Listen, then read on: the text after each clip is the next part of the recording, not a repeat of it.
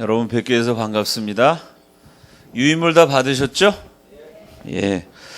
제 강의 주제는 북한 정권 수립의 역사입니다.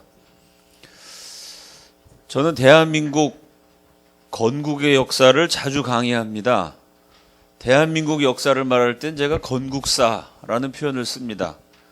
그럼 똑같이 북한 얘기할 때는 역시 북조선 인민민주주의 공화국 건국사라고 해야 표현이 통일이 됩니다. 근데 여러분 교환에 있는 제목은 북한 정권 수립의 역사. 제가 건국이라는 말을 안 썼습니다. 이 용어가 저의 역사를 보는 시각입니다. 저의 역사관은 대한민국 헌법 정신에 충실합니다. 우리 헌법 3조에 이렇게 되어 있습니다. 대한민국의 영토는 한반도와 그 부속도서로 한다. 우리 헌법에요. 대한민국 영토는 휴전선 이남으로 한다. 이렇게 되어 있지 않아요. 우리 헌법에 대한민국 영토가 휴전선 이남으로 한다 그러면 휴전선 이북은 어떻게 되죠? 거기 우리 영토가 아니에요. 그러므로 북한 주민은 외국 사람이에요. 그러니까 북한 주민이 굶어 죽는다 그래도 우리 민족이고 우리 결애고 우리 가족이니까 살리자. 그 말을 할 수가 없게 돼요. 왜? 우리 영토가 휴전선 이남이면 북한은 남의 나라 이건. 중국이나 일본이나 똑같은 외국입니다. 그래서 만약 우리 헌법에 대한민국 영토를 휴전선 이남으로 한다라고 되어 있으면 북한 주민들이 탈출해서 한국 들어오시면 세터민들 어떻게 하죠? 그거는 외국인이 온 거예요. 그러니까 외국인이 한국 국적 취득하려면 국어 공부해야 돼. 역사 시험 봐야 돼요. 왜? 외국인이 한국 국적을 취득하는 법적인 절차가 있어요. 근데 여기 북한에서 오신 분들 계시죠? 한국 와서 시험 치셨나요? 그냥 주민등록증을 줬어요. 그죠? 왜 그러죠? 그게 헌법 3조 때문에 그래요.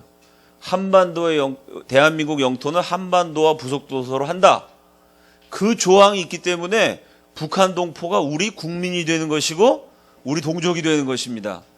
그래서 북한에서 주민이 탈출해서 한국에 오면은 시험 같은 거 안 치고 그냥 한국 사람으로 받아주는 거예요. 왜? 원래 거기도 한국 땅이니까.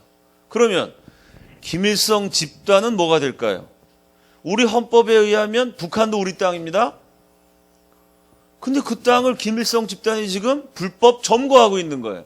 그래서 우리 국민들을 인질로 삼고 때려 죽이고 얼어 죽고 굶어 죽게 만들고 있어요. 이게 대한민국 헌법 정신입니다. 그렇기 때문에 여러분 한국전쟁 요즘은 그런 말 많이 쓰는데 옛날에 한국전쟁이라 안 그랬죠? 뭐라 그랬나요? 6.25 사변이라 그랬어요. 왜? 전쟁 그럼 뭐죠? 전쟁은 나라와 나라가 하는 거예요. 아니 대한민국은 정통성 있는 국가고 나라입니다. 저 북한은 김일성이가 세운 불법 집단 테러 조직입니다. 그러면 합법적인 국가와 테러 조직이 싸우는데 그걸 어떻게 전쟁이라고 불러요? 그래서 옛날엔 6.25 사변이라고 불렀어요. 김일성이가 이 반란을 일으켜가지고 수많은 사람을 죽게 만들었다는 거죠. 이게 제가 역사를 보는 시각입니다. 그래서 오늘 강의 제목이 북한 건국사가 아니에요. 그건 나라라고 할 수 없어요. 그건 불법 집단이기 때문에 북한 정권 수립의 역사입니다. 자, 이 지도자라는 게 얼마나 중요한가. 남한과 북한을 보면 그대로 드러나요. 대한민국이란 나라는 결국은 이승만이라는 인격과 신앙이 만들어냈어요. 이승만의 일생을 자세히 읽다 보면 대한민국이 보여요. 반면에 북한이라는 곳은 북한 정권의 역사, 북한 주민들의 고통은 김일성이라는 사람의 인생을 잘 살펴보면 거기 북한이 지금 왜 이 지경이 됐는지가 그대로 나타납니다. 왜? 김일성 1인 체제이기 때문에 결국 김일성의 영향력 때문에 전 국민이 다 고생하게 된 거죠. 그럼 김일성이라는 사람 어떤 사람이냐? 시간 관계상 간단하게 성장기의 주요 장면을 소개합니다. 1912년에 태어났어요. 그래서 작년이 100주년, 2012년 김일성 탄신 100주년을 맞이해서 강성대국을 완성한다. 김정일이 그렇게 선언하고 했죠. 부모가 김형직, 한의사였습니다. 중국으로 갔다가 김일성이 14살 때 세상을 떠납니다. 일설에 의하면 아편 중독으로 죽었다. 그런 얘기도 있고요. 남편 김형직이 죽고 아내인 강반석이 중국 사람하고 재혼을 합니다. 그래서 김일성이 어려서 중국인 가정의 양자로 드러나게 되죠. 자, 이 어머니 강반석이 초등학교 교장 선생님의 딸이고 기독교 집안입니다. 이 강반석이라는 이름 여러분 아시죠? 성경에 베드로의 이름을 딴 거잖아요. 그래서 김일성이 어려서부터 교회를 많이 갔어요. 교회 가면은 김일성을 가르쳤던 주일학교 선생님이 누구냐면 자신의 외가 쪽 친척들입니다. 그러니까 기독교적인 문화를 강하게 받은 사람이죠. 그래서 김일성의 주체 사상 가만히 살펴보면, 북한의 통치 내역을 가만히 살펴보면 기독교에서 빌린 게 굉장히 많아요. 예를 들어 기독교에는 10계명이 있고, 북한 정권에는 유일사상 10대 원칙이라는 게 있죠. 그 10계명에서 하나님을 김일성으로 다 바꿔놓은 거죠. 기독교적인 영향력을 악용한 것입니다. 원래 본명은 김성주인데 훗날 김일성으로 활동했어요. 이 한 줄을 딱 보면 제 이름이 이호입니다. 그럼 이호는 이호처럼 살아야죠. 이호가 어느 날 내가 권오균이래요. 그리고 권오균 목사님 행세라고 권오균 목사님처럼 살면 그건 거짓말입니다. 김성주가 김일성 행세를 했다는 건 이 사람 평생 거짓으로 산 사람이. 두 번째, 10살 전후에 중국으로 가버렸습니다. 그래서 1931년 19살에 중국 공산당에 입당을 합니다. 19살 때부터 중국 사람이었어요. 중국 공산당원이었어요. 그럼 10살 전후에 한반도를 떠났다는 게 무슨 영향이 있느냐? 이 해방 전후의 역사를 읽어보면요, 박헌영, 박갑동, 또 현준혁, 이런 쟁쟁한 공산주의자들이 있습니다. 정말 마르크스주의 이론의 대가들인데 이 사람들은 조국을 사랑한 사람들이에요. 비록 공산주의자지만 읽어보면 우리 민족에 대한 애정이 있어요. 왜? 한반도에서 활동했거든요. 우리 산, 우리 들, 우리 강산을 일제가 어떻게 짓밟는지를 봤어요. 그 강토를 되찾기 위해서 피 흘려 싸웠어요. 같은 공산주의자지만 그렇게 애국, 애족하는 마음이 있는 사람들이 있습니다. 김일성의 문제는 뭐냐면 이 사람 일생 전체를 통해 볼 때 우리 조국에 대한 애정이 없어요. 그 왜 애정이 없냐? 당연하죠. 10살 때 한반도를 떠났어요. 그러니 어린 시절의 추억, 고향 같은 게 별로 안 남아 있습니다. 만주 땅에서 중국 사람 집에 양자로 들어가고 중국 이름으로 살다가 나중에 소련군 장교로 생활하거든요. 그러니까 대한민국 국민이고 조선 사람이라는 정체성이 약한 거죠. 이해가 되시죠? 어려서 조국을 떠나버렸기 때문에 조국의 애정을 느끼고 정을 붙일 만한 기회가 없었어요. 이 사람이 말하자면 일찍 한국을 떠나서 외국 사람으로 산 사람입니다. 그러니까 한국인에 대한 정체성, 애국 애족하는 마음, 이게 없는 거죠. 조국에 대한 애정이 없죠. 세 번째, 만주에서 게릴라 빨치산 투쟁을 했습니다. 이 게릴라들이 농사 짓고 또 상점을 운영하고 회사 다녀서 정상적으로 돈 버는 사람들이 아니죠. 게릴라들은 뭐 하는 사람입니까? 총 쏘고 사람 죽이고 돈 떨어지면 습격해서 뺏어먹는 사람이에요. 그러니까 김일성은 젊어서부터 정상적인 직장에 가서 열심히 일해갖고 돈 벌고 농사 지어보고 이런 경험이 없어요. 그럼 무슨 경험이 있습니까? 먹는 거 입는 거 전부 다 습격해서 약탈해서 해결하던 사람입니다. 말이 좋아서 항일 투쟁인데 결국 남 괴롭혀서 뺏기고 죽이고 총 쏘고 이런 것만 하던 사람이 최고 지도자가 되니까 북한 전체를 그렇게 거대한 감옥으로 만들게 되는 거죠. 1940년 이후에는 소련 장교로 생활합니다. 만주에서 이렇게 게릴라 투쟁을 하다가 일본 관동군의 공격을 받게 되죠. 그래서 김일성과 같이 활동하던 사람들이 많이 죽고 살아남은 사람을 데리고 소련 땅 하바로프스크 부근의 부야츠코라는 곳에 정착을 해요. 1940년 이후로는 이 소련군 장교로 생활합니다. 그럼 소련이 왜 김일성 일파를 받아줬느냐? 결국은 소련이 이제 일본하고 전쟁을 해야겠다고 생각하고 전쟁을 준비하고 있었거든요. 그럼 이제 일본을 몰아내기 위해서 한반도를 진격하려면 지리와 조선말을 잘 아는 특수요원이 필요하죠. 그래서 이 유격대 활동을 하던 김일성 일당을 소련이 받아들입니다. 월급도 주고 살집도 제공해줘요. 그러면서 특수훈련을 시켜요. 그 특수훈련은 뭘까요? KGB, 한국으로 치면 북파공작원, 공수부대, 이런 사람들이 하는 훈련입니다. 이 첩보 영화 보면 007이 뭐 하죠? 사람 납치하고, 그죠? 기밀 문서 빼오고, 죽이고, 이런 특수 훈련을 받은 사람이 암살, 납치, 기밀 정보 수집, 이거를 그 당시 세계에서 아주 최고 수준의 군사력을 갖고 있던 소련한테 배웠어요. 요게 중요합니다. 왜? 해방된 다음에 김일성이 젊은 사람이었는데 어떻게 권력을 장악해가지고 80살로 죽을 때까지 전 세계 유례가 없는 막강한 권력을 휘둘렀느냐? 김일성은 젊어서부터 반대파를 제거하고 적을 속이고 아주 깜짝같이 모르는 틈에 기습 공격을 해서 죽이고 빼앗아서 내가 무언가를 차지하는 데는 대단한 기술을 가진 사람이에요. 이해가 되시죠? 쉽게 얘기해서 저 같은 방위 출신하고 공수부대하고 복싱을 한다. 물론 제가 기도를 세게 하면 이길 수가 있겠지만 그 뭐 기도한다고 되겠습니까? 김일성은 젊었을 때부터 특수한 훈련을 받았어요. 특수한 훈련. 특공대 훈련, 007 같은 첩보부대 훈련. 이런 훈련을 받았기 때문에 나중에 권력 투쟁을 할 때 이 사람하고 친하게 지난 척하면서 그 사람 정보를 빼내. 약점을 딱 틀어줘. 그리고 기회를 맛보고 있다가 기회가 되면 기습 공격을 해갖고 정적들을 다 제거해버려요. 이런 정치적인 기술이 대단한 사람이고 천재적인 사람입니다. 그 뛰어난 정치 기술에다가 만주에서 게릴라 투쟁하면서 수없이 죽을 고비를 넘겨요. 그 산전수전 겪은 경험에다가 소련으로부터 아주 최고급 첩보 기술을 배워. 이게 결합되니까 권력을 장악하고 권력을 유지하는 데는 대단한 사람이죠. 그 기술이 얼마나 뛰어났냐면은 자기 아들, 손자까지 계속 물려주고도 전 세계를 대상으로 싸우는데 나라가 지금도 있어요. 북한이. 그죠? 대단한 사람, 김일성이. 은사가 있는 사람입니다. 자, 그럼 이 성장기의 주요 장면을 보면 이 사람은 이제 거짓말을 치는 사람이고 어려서 조국을 떠나 조국에 대한 애정이 없고 중국 공산당원이었다가 소련군 장교가 된 걸 보면 굉장히 외세 의존적인 사람.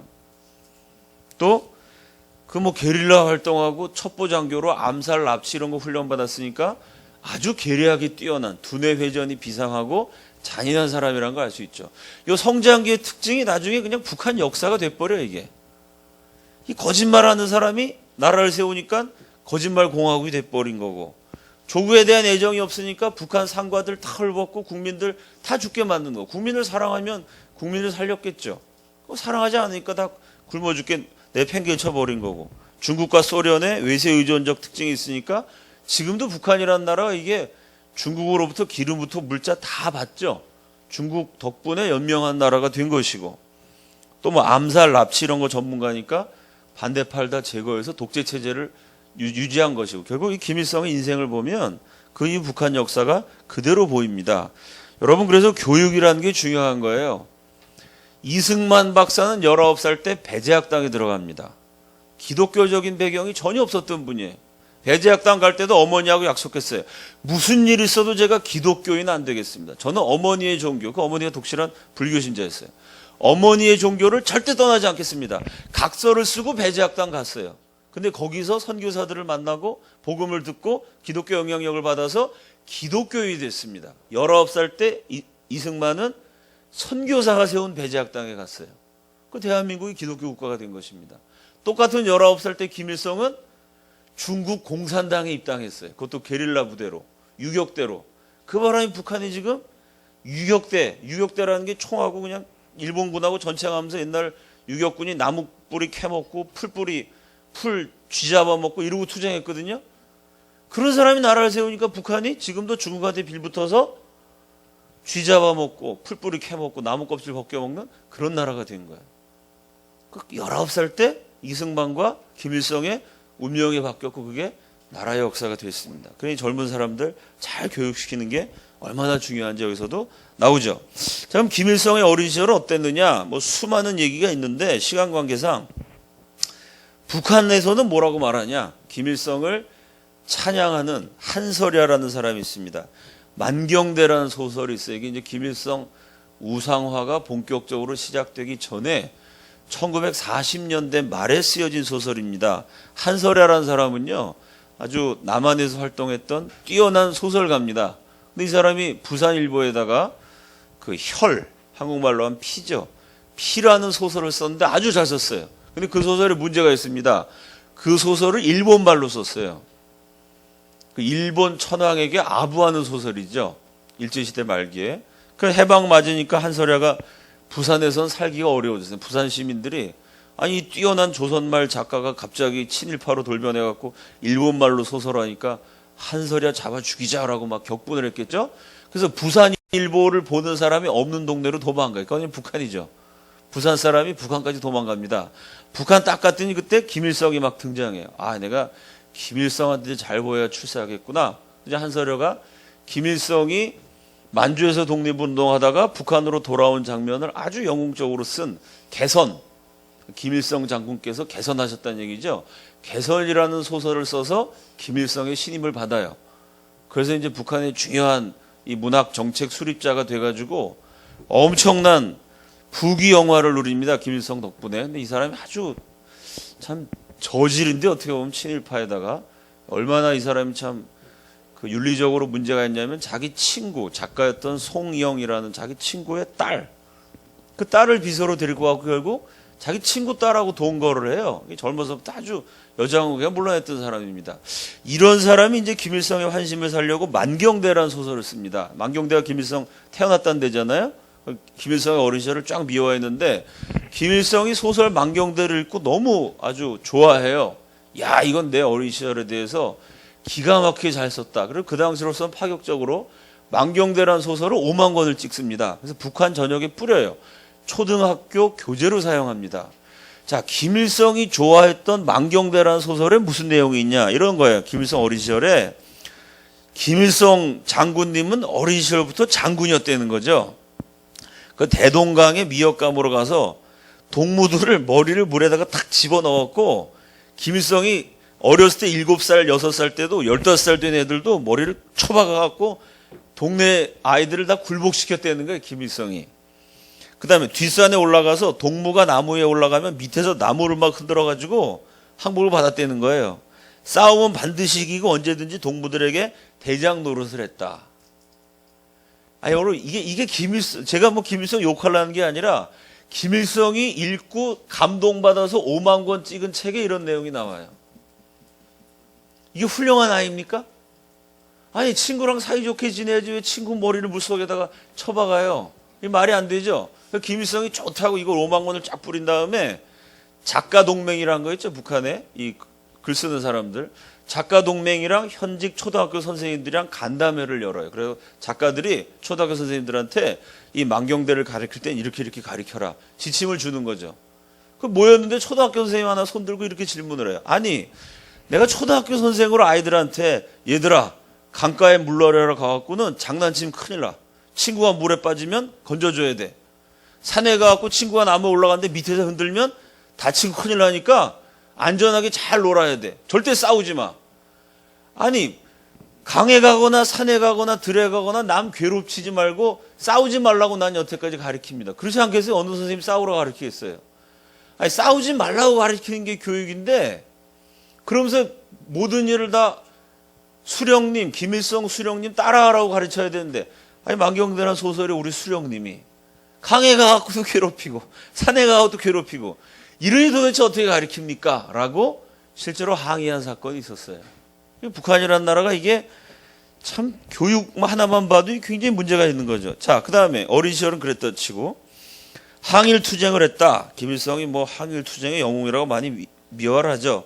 이 북한 정권의 인민무력부장, 국방부 장관이죠. 북한의 아주 정권의 주축이었던 김일성이랑 생사고락을 같이 한 최현이라는 사람이 있습니다. 이 최현의 아들이 누구냐면 최용해라는 사람이죠. 지금 북한의 군권을 쥐고 있지 않습니까? 그 누구죠? 그 리영호인가요? 김정일이가 죽었을 때 관을 메고 갔던 사람이 인민군 총사령관 리영호죠. 그 리영호를 숙청하고 군권을 장악한 최룡해라는 사람이 있습니다. 지금 북한의 아주 최고 권력 핵심부에 있죠. 그 최룡의 아버지가 김일성의 동지였던 최현이라는 사람입니다. 공화국 영웅. 북한에서 굉장한 거죠. 북한 공화국 영웅인데 이 최현이 회상기란 책을 썼어요. 이거 뭐냐면 김일성과 그 일당이 독립투쟁을 진짜 영웅적으로 했다는 거죠. 역시 김일성을 미화하는 책인데 그 내용 제가 그대로 적은 겁니다. 나는 그들 마적들에 대한 정치 공작을 그만두고 미리 준비해온 아편을 한 줌 꺼내 보이면서 탄약을 팔라고 했다. 마적 두목 9점은 그제야 눈을 번쩍거리며 좋다고 웃는 것이었다. 마약을 딱 파는 척하면서 그 다음 내용은 총을 들고 가가지고 돈 내놔라. 그랬더니 막 살려달라고 애원하는데 돈이 부족해. 그래서 주인을 인질로 잡아가지고 산속 가서 도망쳤다는 거죠. 그날 빼준 돈이 트렁크에 가득 차 있다. 이 김일성이가 독립운동했다고 제가 김일성 욕하는 게 아니고 본인이 잘했다고 쓴 책의 내용이 뭐냐면 마약 팔고 사람 인질로 잡아가고 돈 뺏은 거예요. 이게 항일투쟁입니다. 김일성의. 그러니까 같은 공산주의자였지만 굉장히 애국심이 강했던 박갑동이라는 분이 있습니다. 박갑동의 형 박기동 씨가 여러분 일제치하 3대 독립운동 중에 하나가 광주학생의거입니다. 들어보셨죠? 1927년 광주에서 이 일본 학생들이 조선 학생들을 막 무시하고 조선 여학생을 성희롱을 한 거죠. 근데 격분해갖고 이 조선 학생들이 일고 나서 패싸움을 했어요. 그랬더니 일본 놈들이 조센징이라고 해서 경찰들이 와갖고 이 조선 학생들만 남으라고 막 감옥에 가다가도 이릅니다. 광주 학생들이 격분을 해갖고 일본 물러가라고 들고 일어났어요. 전라도 광주 땅에서 일어났을 때 서울에 있는 학생들도 합세해갖고 3.1운동처럼 전국적인 항일투쟁으로 확장시킵니다. 광주 학생의거를 확장시킨 분이 요 박갑동 씨의 형인 박기동입니다. 박갑동도 형 따라서 독립운동하다 학교에 퇴학당하고 고초를 많이 겪었어요. 이분이 나중에 이제 남노당 지하 총책이 돼요. 일본 와세다 대학에 유학했다가 마르크스주의자가 되죠. 김일성처럼 김일성이 이제 중학교 졸업하고 그다음부터 계속 이렇게 뭐 아편 팔고 총 쏘고 이런 짓을 한 사람, 고등학교를 못 나온 사람이고, 이 박감동 씨는 와세다 대학을 졸업한 지식인이고 정통 마르크스주의자였어요. 그러니까 이 사람은 공산주의자지만 조국에 대한 애정이 있죠. 박갑동이 이 얘기에 대해서 뭐라고 썼냐면, 김일성 패는 국내에서의 시민 생활의 경험이 없으니 인민 대중과의 혈연적, 정신적 연결이 없다. 그들은 조국을 모르고 일찍이 만주 땅으로 넘어갔거나 또는 그곳에서 출세한 자들이다. 그들은 만주 땅에서 먹고 살기 위해 땀을 흘리고 노동은 하지 않고 떼를 지어 다니며 약탈, 살인 그리고 아편 장사까지 하고 다니던 패들이다. 그런 짓을 자랑 삼아 항일 유격투쟁이라고 하나 우리가 국내에서 한 항일 독립투쟁과는 전혀 다른 것이다. 국내에 있던 공산주의자들이 6.25전쟁 때 뭐 양민학살도 하고 그랬지만 이때만 해도 일제시대 때 그 공산주의자들은 착한 사람들입니다. 적어도 남한에 있던 사람들은. 왜? 이 남한을 해방시켜야 되기 때문에 일본하고는 싸웠지만 독립투쟁의 방법으로 마르크스주의를 받아들인 사람들이 많았어요.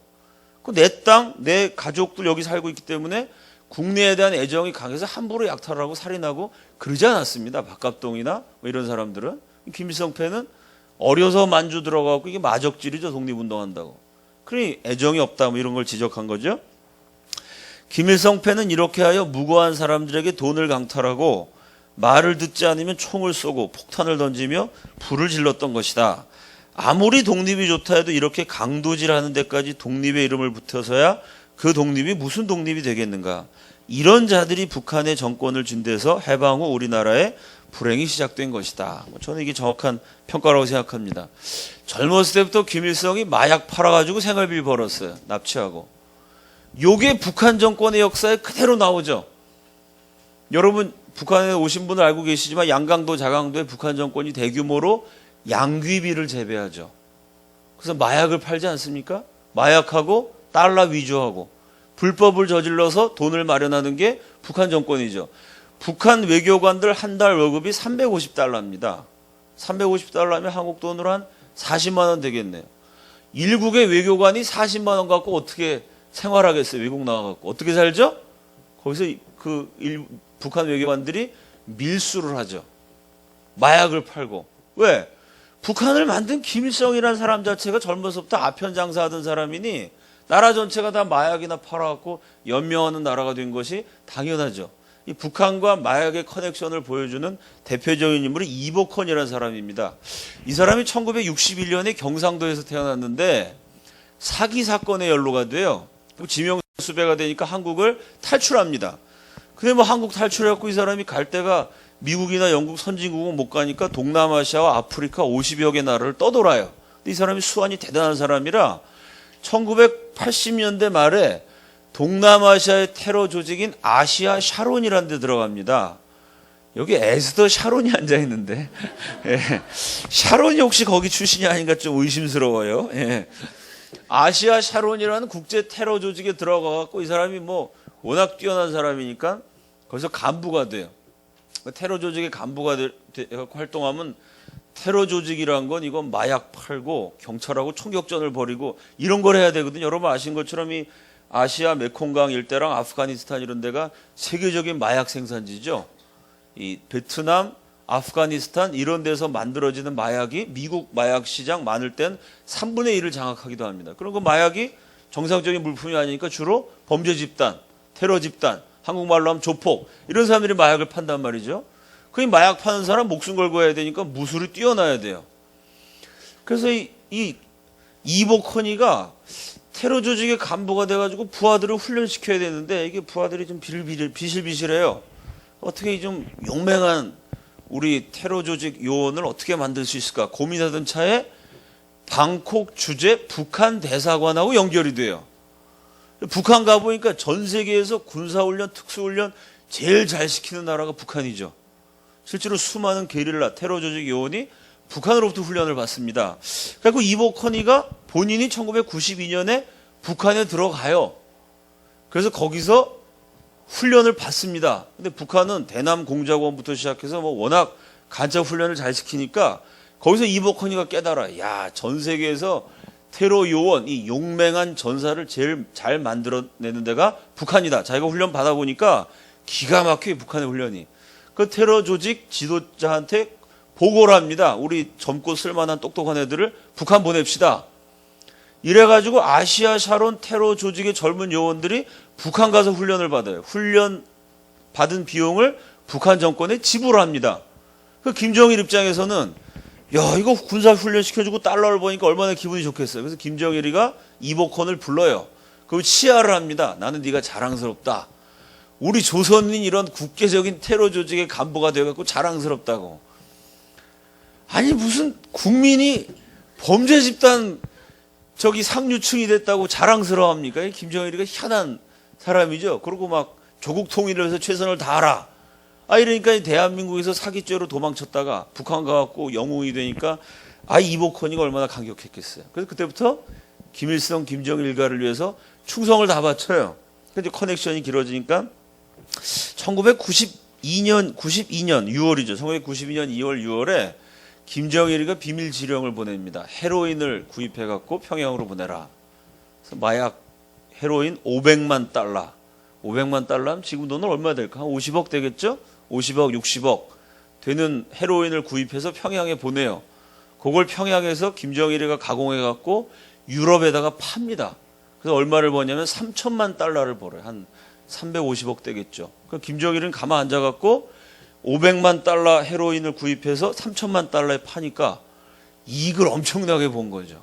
김정일이 이복헌을 총애합니다. 이복헌이 계속 그 일을 하다가 결국 중국 정부한테 적발이 돼갖고 한국으로 추방돼서 한국에서 체포를 당하죠. 1990년대 초에 있었던 일입니다. 그 젊어서 마약 장사해서 먹고 산 김일성이가 나라를 세웠는데 그 나라는 국제적으로 마약 장사하고 테러 조직 지원하는 그런 깡패 국가, 범죄 국가가 되고 국민들 다 굶겨 죽이는 참혹한 나라가 된 것이죠. 자, 네 번째, 시간 관계상 제가 되게 재밌는 얘기가 많은데 간단하게 좀 얘기합니다. 북한에서 제일 많이 내세운 게 보천보 전투입니다. 그래서 북한 최고의 이 신디사이저 같은 악기를 다루는 현대식 음악단 알고 계세요, 여러분? 보천보 전자음악단이라는 게 있어요. 김일성, 김정일 국가의 중요한 행사 때 보천보 전자음악단이 나와서 연주를 합니다. 우리 한국식으로 하면은 국립 오케스트라단 이런 거죠. 그 전자음악단의 이름이 보천보예요. 북한이 그만큼 보천보를 중요하게 생각합니다. 이 보천보라는 곳은 함경북도 갑상군에 있는 작은 마을입니다. 1937년 6월에 이곳 보천보에서 전투가 벌어졌습니다. 한 90명 정도의 무장한 독립군이 이 보천보를 기습 공격을 해요. 우체국을 불태우고 일본군 주재소를 불태우고 일본 면사무소를 불태운 다음에 일장기를 끌어내리고 거기다가 태극기를 걸어요. 그 일제시대 때 36년 동안 조선 팔도에 일장기가 나부끼지 않은 곳이 없었어요. 그런데 보천보에서 하루 동안 일장기가 불태워지고 일본 상점이 습격을 당하고 태극기가 휘날리면서 아주 우리 영토를 되찾은 것 같은 그런 쾌거를 이룹니다. 조선 사람들이 이 보천보 전투에 대해서 아주 굉장히 자부심을 갖죠. 그 보천보 전투를 지휘하신 분이 김일성 장군이에요.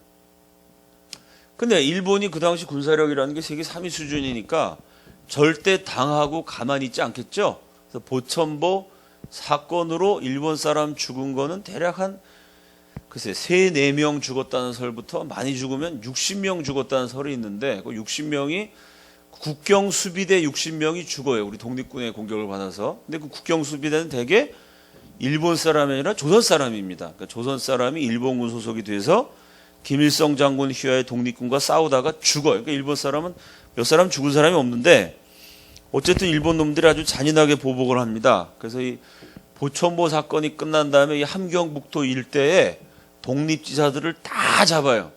그래서 그때 잡힌 사람이 한 800명 됩니다. 일본 사람 한 7, 8명 죽었다고 우리 조선 사람 800명을 잡아다가 고문을 해요. 그때 박달이라는 사람이 있는데 이 박달이 함경도 평안도를 통틀어서 축구를 제일 잘하는 사람이에요. 하여간 요즘 말로 하면 그분이 뭐 차범근 정도 됐겠죠.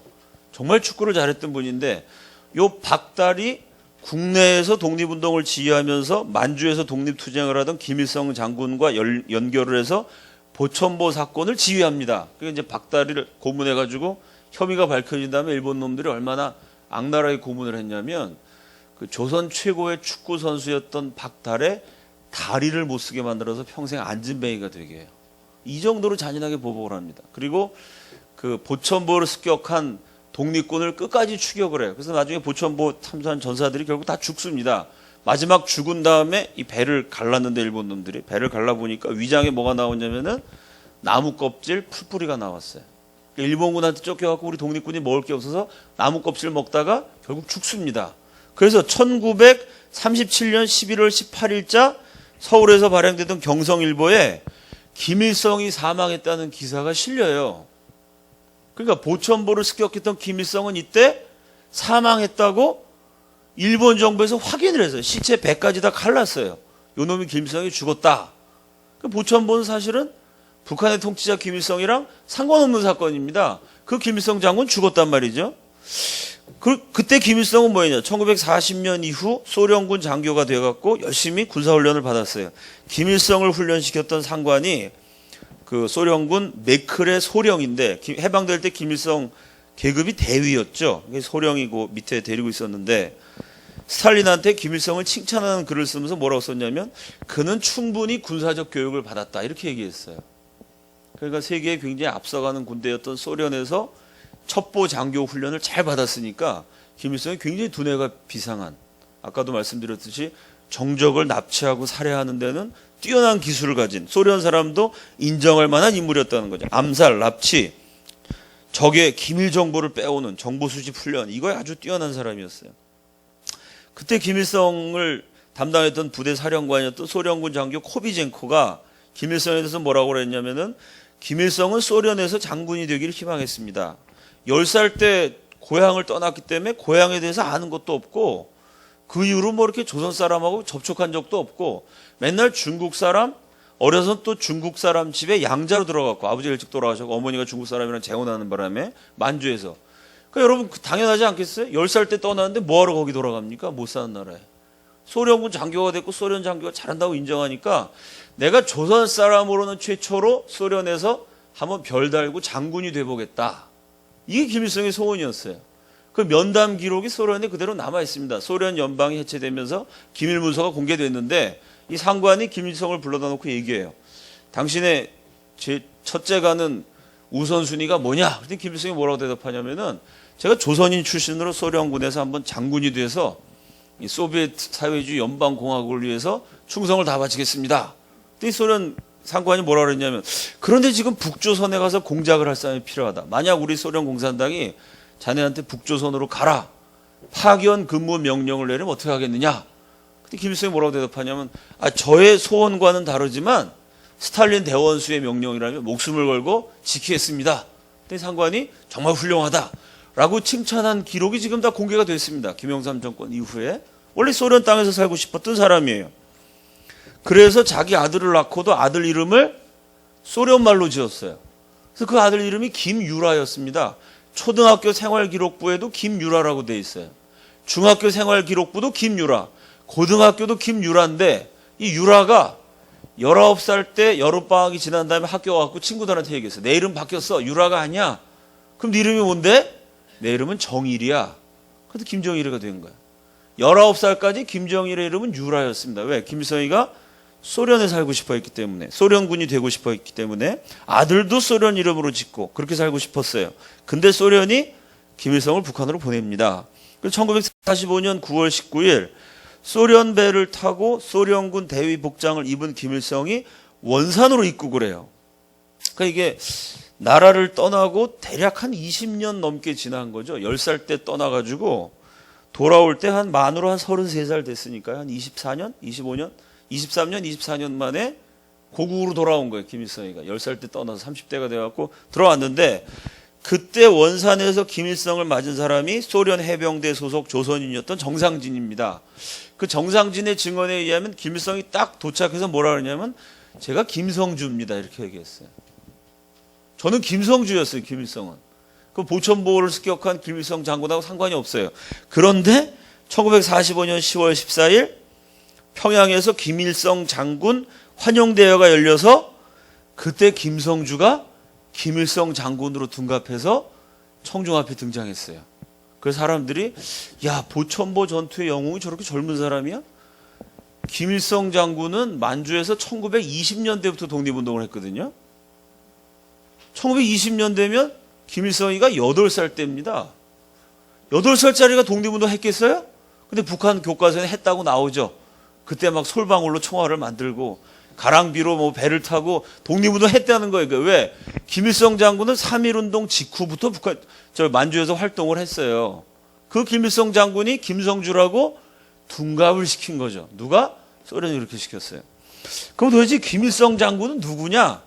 이게 얘기하면 긴데, 김일성이라고 알려진 인물이 4분이에요.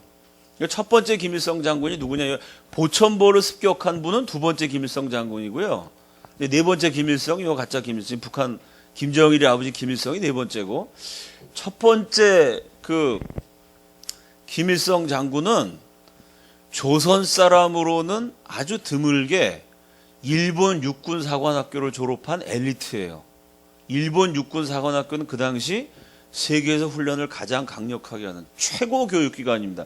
일본 놈들이 지독하잖아요. 거기다 일본은 사무라이 전통이 있어요. 그건 몇천 년 동안 칼 휘두르던 아주 잔인한 민족이죠. 칼질하던 사무라이들이 육군사관학교를 세워서 최첨단 전쟁 기술을 배웠으니까 얼마나 뛰어났겠어요. 육사 출신이. 동시에 얼마나 지독했겠어요.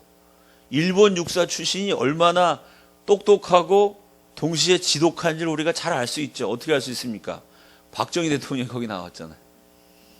전 국민이 반대해도 그냥 고속도로 뚫어버리고 사판자로 갖고 막 포항제철 만들고 조선소 만들고 대단하신 분이죠. 박정희가. 그죠? 그 박정희의 그 탁월함이 어디서 나왔어요? 일본 육사 출신입니다. 조선 사람으로 만주 군관학교를 수석 졸업하고 일본 육사에서도 3등인가 졸업했어요. 박정희는 그 시대 조선 사람 가운데 이건 뭐 천재 중에 천재. 그래 똑똑하신 분이 대통령이 됐기 때문에 밑에 사람이 뭐라 그러고 뭐 야당 국회의원이 반대하건 뭘건 저런 뭘 모르는 놈들이라고 다 무시해버리고 밀어붙여가지고 독재하셨지만 한국 경제에 이렇게 눈부시게 발전한 거죠. 일본 육사가 그렇게 아주 우수한 집단입니다. 그래 나중에 미국하고도 전쟁을 하죠. 이 김광서라는 분이 원래 이름이 김광서인데 일본 육군사관학교를 우수하게 졸업했어요. 젊은 일본군 장교가 됐죠. 이분이 애국자였는데 어쩔 수 없이 나라가 망해서 어떡합니까? 어쩔 수 없이 일본군을 위해서 복무를 했는데 근무할 때도 아주 뛰어난 장교였습니다. 이 조선인의 그 인정을 일본 병사들한테 베풀어갖고 일본인인데도 조선 이 장교를 존경했어요. 근데 이분의 인생을 바꿔놓은 게 3.1운동이 터져요. 동족들이 막 독립만색 부르는데 일본 경찰이 총을 쏘거든요. 그걸 보고 김광서 장군이 회개합니다. 야, 내가 이 일본군 장교가 돼갖고 잘 먹고 잘 살 생각을 할 때 우리 동포들은 저렇게 독립만세 부르면서 죽는구나. 나도 이제부터 독립운동 해야겠다. 그리고 갑자기 이분이 일본이 공들여 길러낸 이 육군 그 당시 뭐 한 요즘 말로 하면 중위 정도 됐을 거예요. 중위 대위쯤 된 이 우수한 장교가 갑자기 행방불명이 돼요. 김광서 장군이 없어지면서 동시에 만주 땅에 무슨 소문이 도냐면 백마를 탄 김일성 장군이 등장했다. 김광서가 만주가 갖고 활동하면서 이름을 김일성으로 바꿔요. 왜 바꿨을까요?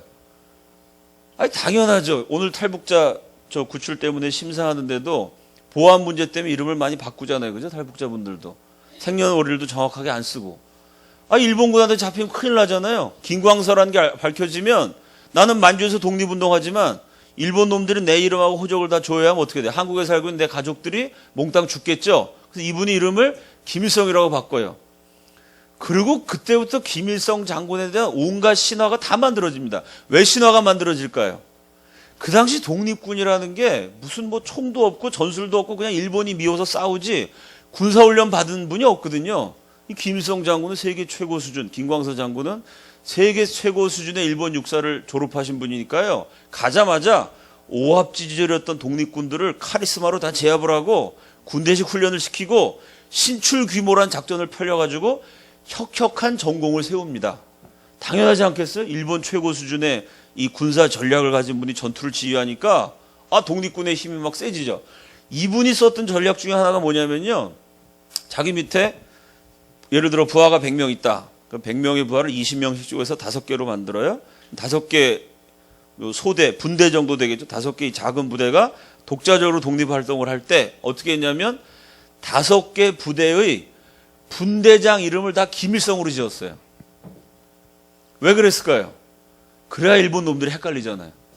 그러니까 김일성 장군이 일으키는 부대가 오늘 밤 요쪽 마을을 습격했는데 그날 밤 저쪽 마을도 습격해요. 다 누가 습격했냐 그러면 다 김일성이래. 습격하고 분대장들이 뭐라 하냐면 내가 김일성이다. 이러고 유유히 사라져요. 일본군 돈을 뺏은 다음에 내가 김일성이다. 이러니까 김일성 장군이 동해 번쩍 서해 번쩍 하니까 그 당시 뭐 문맹률이 거의 90%가 넘었죠. 글자도 못 읽는 조선 사람들 어떻게 생각했을까요? 야, 김일성 장군은 축지법을 쓰신다. 하룻밤에 여기도 나타나고 저기도 나타난다. 이게 고도의 심리전 전략이죠. 우리 조선 민중의 사기를 불러일으키고 동시에 일본군한테는 도대체 김일성이 누군지 헷갈리게 만들기 위해서 자기 밑에 부하들 이름을 다 김일성이라는 이름을 줬어요. 그러니까 이때부터 김일성이 누군지 헷갈리게 된 거죠. 이해가 되시죠? 그 김일성 중에 하나가 이 김광서 장군 밑에서 김일성 행세하던 부하 중에 하나가 나중에 청산리 대첩의 영웅 김좌진 장군을 쏴 죽여요. 김좌진 장군이 이제 공산주의자의 손에 죽는데 그 김좌진 장군을 죽인 사람 이름이 또 김일성이에요. 이러니까 김일성이 누군지 모르게 되는 거예요. 김광서 장군이 뛰어난 전략이긴 한데 요 김일성이 김광서 장군인 걸 어떻게 알 수 있느냐 하면은 그때 김광서와 함께 육군사관학교를 졸업하신 분이 김석원 장군이라는 분이 있습니다. 제가 이제 6.25 전쟁 강의하면 그분 얘기 꼭 하는데요. 조선 사람으로는 드물게 일제치하의 대령, 대주하까지 진급하신 분이에요. 대주하 그러면 지금의 대령보다 좀 높습니다. 그때 조선 사람이 대주됐다는 건 뭐 하늘의 별 따는 거죠. 아주 천재고 훌륭하신 분인데 6.25 전쟁이 났을 땐 이분이 예비역으로 물러나셨는데 이분이 성격이 강직해요. 정말 천상 군인이에요. 천상 군인. 6.25 전쟁 때 국군이 막 인민군한테 계속 밀리죠. 낙동강 전선까지 막 밀릴 때 계속 후퇴하니까 이 김석원 장군이 보다 못해 예비역인데 현역으로 복귀합니다. 연세가 드신 분이. 그리고 전쟁을 치는데 어떻게 하냐면요. 일본 육사 졸업한 최고의 전략가가 권총을 뽑아들고 맨 앞에 가서 싸워요. 총탄이 막 빗발치는데 지금이 한 대전 전투 정도 됐어요. 대전 지역에서. 김석원 장군이 권총 딱 들고 나오면서 뭐라 그러냐면 나! 김석원이 여기 있다! 이러면서 싸워요. 그러니까 밑에 있는 쫄병들이 야, 저 별 4개짜리 단 장군이 저렇게 연세 드신 할아버지 장군이 싸우는구나. 그리고 도망치던 국군들이 또 열심히 싸워가지고 인민군의 추격을 좀 막아요. 그래서 낙동강 전선을 지켜내죠. 낙동강 전선을 지켜내는데 굉장히 중요한 공로를 세운 김석원 장군이 김광서 장군의 동기 동창이었어요. 그래서 내 친구가 김일성이 됐다. 그런 이제 중요한 역사적인 증언을 남겼죠. 자, 그러면 어쩌다가 김성주가 백마탄 김일성 장군이 되었고 8살 때 참 솔방울로 청와를 만들게 됐냐? 그 소련의 선택이죠. 1945년 9월 20일 스탈린이 지령을 내립니다. 그 지령에 대해서 스탈린 다음 소련 군부 서열 3위였던 슈킨 사령관이 보고서를 써요. 그 보고서 내용이 이렇습니다. 스탈린의 9월 20자 지령문에 따라서 한반도의 이북 지역에서 소련의 정치, 경제, 군사, 사회적 이익을 영구히 지킬 인물들로 구축된 구성된 정권을 구축하기까지 이런 정권 수립을 위해서 토지개혁, 중앙집권적 조직을 서둘러 구성해야 된다. 그럼 스탈린이 지령해서 세운 정권은 무슨 정권이에요? 뭐라고 나왔죠? 한민족의 이익을 위해서가 아니고 대한민국의 이익을 위해서가 아니고 뭐죠? 소련의 정치, 경제, 사회, 문화적 이익을 영구히 지키기 위해서. 그건 무슨 얘기예요? 북한에다 정권 하나를 세워가지고 영원히 소련의 이익을 위해서 종사하게 만들겠다는 거죠. 이거는 우리 민족의 정권이 아닙니다. 그래서 북한을 괴뢰 국가라 그러는 거죠. 괴뢰가 꼭두각시 아닙니까? 꼭두각시 뭔지 아시죠? 뒤에서 사람이 이렇게 들어 올리면 팔을 들고 내리면 내리고 이 사람에 의해서 조정되는 인형극, 그 꼭두각시라 그러잖아요. 북한을 꼭두각시 정권이라고 그렇게 얘기하는 것입니다. 소련 역사가인 안드레이 라니코프가 뭐라 그러냐면 북한은 소련군이 주체가 되어서 만든 괴뢰 국가였다. 소련이 분단 국가의 존재 방식, 북한은 이런 나라가 돼야 된다. 이걸 소련이 결정해. 우리 민족이 결정한 게 아니고. 심지어 헌법. 아니 어느 나라가 헌법을 외국이 만들어줍니까? 헌법은 그 나라의 제일 중요한 법인데, 근데 북조선 인민민주주의 공화국 헌법은 스탈린이 만들었어요. 그 다음에 군대 지도자까지 선택했다. 그래서 동유럽에 있는 나라, 폴란드, 체코슬로바키아, 유고슬라비아 이렇게 소련의 영향권과에 있는 영향권 하에 있던 동유럽 공산국가를 위성국가라 그래요. 달이 지구를 빙빙 도는 위성인 것처럼 소련의 지시를 받아 소련 영향권과 안에 있는 위성과 같은 나라라는 거죠. 동유럽 국가는 위성국가라 그러는데 북한은 괴뢰국가라 그래요. 이건 위성국보다 훨씬 소련이 개입한 정도가 컸죠. 그럼 소련이 왜 이렇게 북한에 개입했느냐? 여러 가지 원인이 있는데 제일 중요한 원인은 우라늄 때문에 그렇습니다. 지금 북한이 핵 개발에 성공할 수 있는 게 전 세계에서 핵무기를 만들 수 있는, 우라늄이 전 세계에 많이 있지만 핵무기 제조에 가장 아주 그 효과적인 질 좋은 우라늄의 40%를 북한이 가지고 있어요.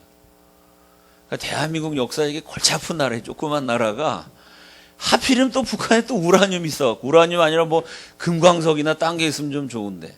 그 우라늄이 있기 때문에 소련이 그 핵무기를 만들려고 우라늄을 갖고 있는 나라, 유럽 가운데는 불가리아에 우라늄이 있어요. 그 북한에 우라늄이 있어갖고 이 중요한 나라는 우리가 직접 관리해야 된다. 그래서 아주 지도자까지 정하고 헌법까지 만든 거죠. 우라늄 때문에 소련이 북한에 개입했다. 이게 이제 1990년대 이후에 소련 기밀 문서가 해제되면서 일반에 공개가 돼요. 자, 그래서 스탈린이 김성주를 김일성 장군으로 딱 세워갖고 북한에 개입합니다. 그래서 북한을 괴뢰 국가하는 걸 착착 진행시키는데 북한 땅에 와 봤더니 스탈린에게 충성을 다하지만 그러나 스탈린의 의도대로 움직이지는 않는 아주 위대한 공산주의자가 있다는 걸 소련이 알게 돼요. 그 사람이 박헌영입니다. 남로당의 지도자 박헌영. 이 사람이 얼마나 대단하냐면요. 일제시대 때 일본이 공산주의자들을 엄청 탄압했습니다. 마지막까지 독립운동한 세력이 두 세력이에요. 일본 놈들이 하도 막 일본 놈 3명 죽었다고 800명 체포하고 막 700명 800명 학살을 해버리니까 독립운동을 할 수가 없죠. 이 지독한 일본 놈들한테. 끝까지 독립운동한 세력이 두 세력입니다. 뭐겠어요 여러분? 기독교인. 또 하나는 공산주의자. 그러니까 수많은 파벌이 있었지만 제일 끝까지 싸운 게 기독교인과 공산주의자예요. 그래서 그 기독교인이 대한민국을 세우고 공산주의자가 북한을 세운 거죠. 끝까지 견뎠기 때문에. 그 일제시대 때 공산주의자들이 독립운동을 많이 했어요. 그 일본 놈들이 공산주의자들이 쓴 문건을 많이 압수했는데 일본 경찰에 의해서 압수된 조선인 공산주의 독립운동가의 글을 보면 대부분을 박헌영이 썼어요. 조선 최고의 이론가입니다. 이 사람 아주 똑똑한 사람이에요. 그리고 일본 경찰에 잡혀갖고 고문을 당하다가 풀려났어요. 그 어떻게 풀려냐면 되게 공산주의자들이 천황폐하 만세 이렇게 쓰고 풀려나거든요. 그걸 전향한다 그러죠. 난 공산주의자 안 하겠습니다. 천황폐하에게 충성을 바치겠습니다라고 각서 써야 풀려나요. 근데 박헌영은 각서를 안 썼어요. 그 어떻게 풀려났을까요? 이 사람이 미친 사람 흉내를 냈어요. 어떻게 했냐면 6개월 동안 감옥에서 자신의 대변을 먹었어요. 대단한 사람이죠. 이런 거 보면 우리 기독교인이 공산주의자한테 좀 배워야 돼요. 조선 해방을 위해서 자신의 대변을 먹으니까 일본 사람들이 감시해도 6개월 동안 자신 대변 먹으니까 저놈이 고문당해서 미쳤나 보다. 미친 사람 흉내를 내고 헛소리하면서 대변을 먹었어. 그래서 풀려납니다. 자기 고향 전라도 광주의 벽돌 공장에 숨어 있다가 8.15 해방을 맞자마자 서울로 올라와 가지고 아주 대한민국 역사를 이 사람이 뒤집어 놓죠. 그래서 이 사람이 만든 게 남조선 노동당, 남노당. 북한의 소련의 지시를 받은 김일성이가 만든 게 북조선 노동당, 북노당. 그거를 1949년에 합쳐가지고 조선노동당. 지금 북한의 노동당이 그때 만들어진 거죠. 이 남노당이라는 조직이 얼마나 강했냐면요. 박헌영이가 대변 먹어가면서 견디다가 해방을 맞자마자 서울에 올라가고 순식간에 주도권을 딱 장악하고 남노당을 확장합니다. 남노당원 숫자가 많을 때 150만 명이 돼요. 그 당시 대한민국 남한의 인구가 한 1700만, 1800만 됐거든요. 대한민국 국민 가운데 90%가 글자도 못 읽어요. 아니 1700만 국민 가운데 당 하나가 당원이 150만 명이 되니까 이건 굉장한 거죠. 사실은 뭐 이승만이라는 불세출의 인물이 없었으면 대한민국은 북한이 쳐들어오기 전에 스스로 적화가 됐을 거예요. 남노당이 워낙 강했기 때문에. 이때 남노당이 이제 대구 폭동을 일으키는데 대구 폭동에 맞춰서 구미 선산 지역에도 공산주의자들이 폭동을 일으켜요. 요 남노당 구미 선산 지역 총책으로 구미 폭동을 일으킨 사람이 박상희. 그 박상희의 동생이 박정희죠. 이해가 되시죠? 박정희 대통령 형이 원래 남도 당원이었어요. 그래서 박상희가 구미폭동을 일으켰다가 경찰의 총에 죽습니다. 그 박상희의 딸과 결혼한 사람이 김종필이죠. JP. 그리고 박정희는 젊은 장교였는데 그 박상희가 워낙 뛰어난 사람입니다. 그래갖고 사람들이 뭐라고 얘기했냐면 만약에 선산에서 대통령이 나오면 박상희가 대통령 된다 이렇게 얘기했어요. 박상희가 아주 키도 크고 잘생기고 연설도 잘하고 공산주의자였지만 폭동을 일으켜가지고 다른 데서는 공산주의자가 폭동을 일으키면 막 군인 가족들 죽입니다. 근데 박상희는 죽이지 않았어요. 이 사람은 공산주의 이념을 따라 농민들 토지 분배해주고 개혁을 하려고 그러다가 결국 죽었죠. 그러니까 너무 존경했던 형이 죽으니까 이제 박정희가 거기에 대해서 원한을 품고 박정희가 젊었을 때 남노당이 되죠. 공산주의 활동을 했는데 야, 이 공산주의가 이거 알고 보니까 이 놈들이 나쁜 놈들이구나 라고 박정희가 깨달을 때 그게 들통이 나요. 그래서 끌려갖고 박정희가 모진 고문을 당하죠. 박정희가 고문당해서 다 죽게 돼가지고 죽게 된 걸 이제 나중에 그 백인엽 장군 또 백선엽 장군 이런 사람이 이제 살려내. 박정희가 또 위대한 거는 고문당해서 죽게 됐을 때 백선엽 장군이 거의 뭐 처형당하는 건데 박정희가 원래 처형당할 만한 죄목인데 죽이려고 딱 왔는데 그때 이제 박정희가 아주 인간적으로 얘기했다 그래. 진실하게 제발 저를 살려주십시오. 아무 말도 안 하고 제발 저를 살려주십시오라고 얘기하는데 그게 너무 애처로워 보여가지고 이 사람이 하는 거 아닙니까? 백선엽 장군이 이 사람 살려줘야 되겠다.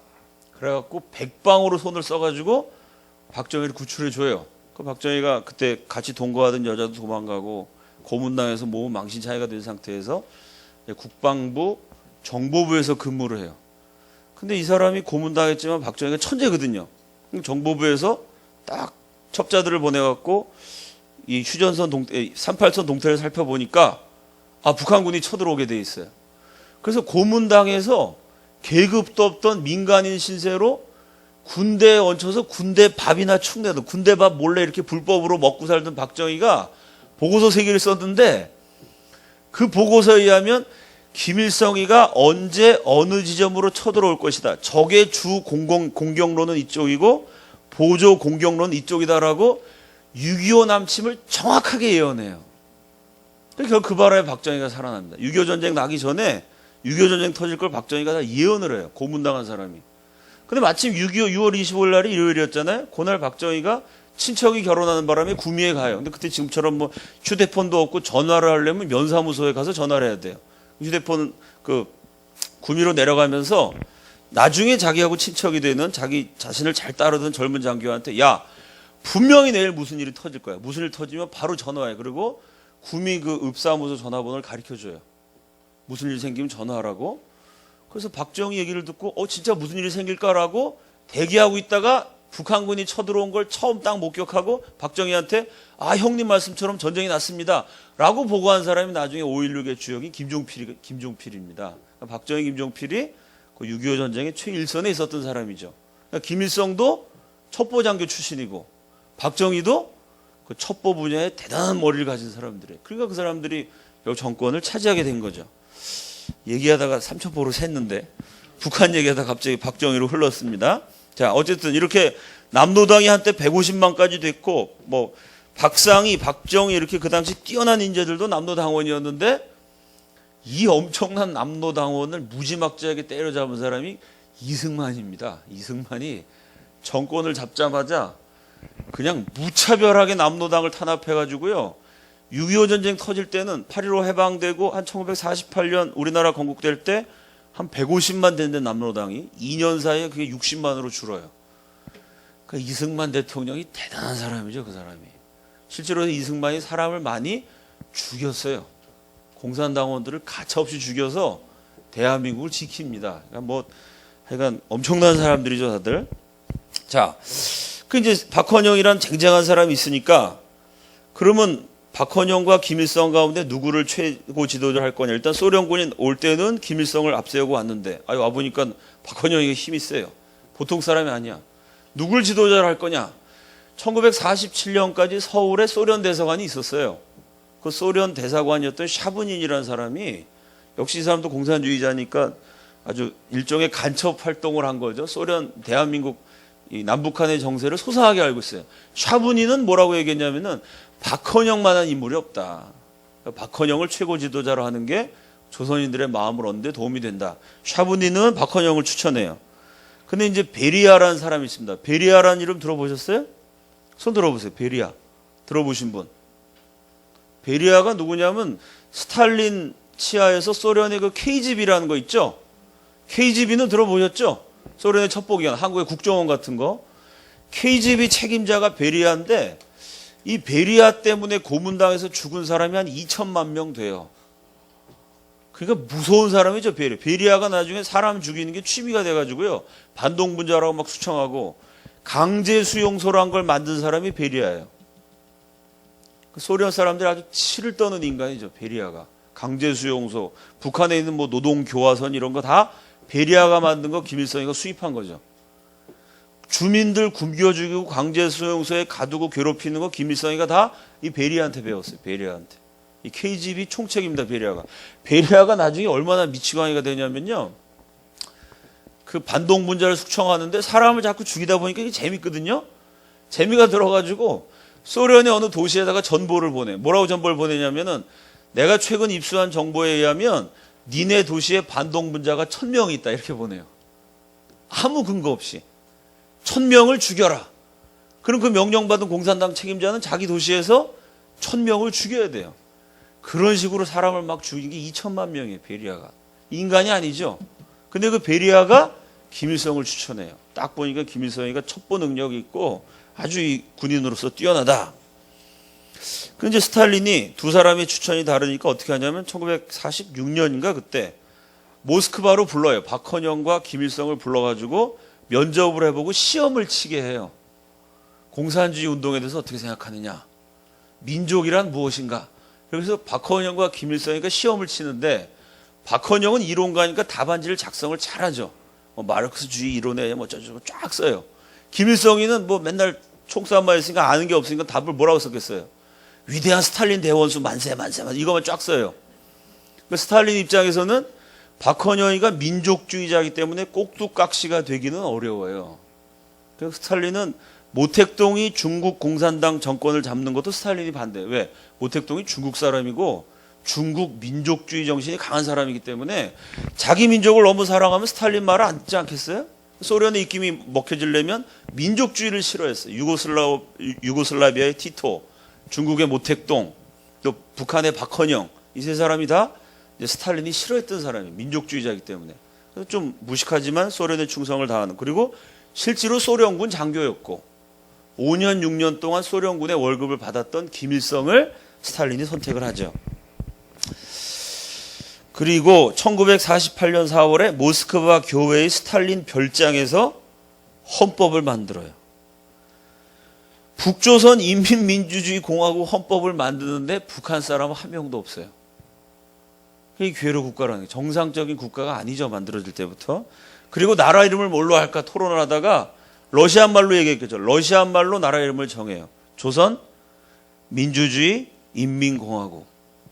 이게 러시안 말로 나라 이름 지은 거를 허가이라는 그 통역을 맡았던 조선인 출신 나중에 북한 정권 부수상이 되는 사람이 한국말로 번역한 게 조선민주주의 인민공화국이에요. 제 첫 번째 책 친일 청산에 대한 성서적 입장에 내가 이 얘기를 썼는데, 아니 세상에 어느 나라가 나라 이름을 외국말로 지은 다음에 그걸 우리말로 번역한 나라가 어디 있겠어요. 그러니까 북한이 오늘날 왜 450만 명씩이나 굶어 죽는 끔찍한 나라가 되느냐.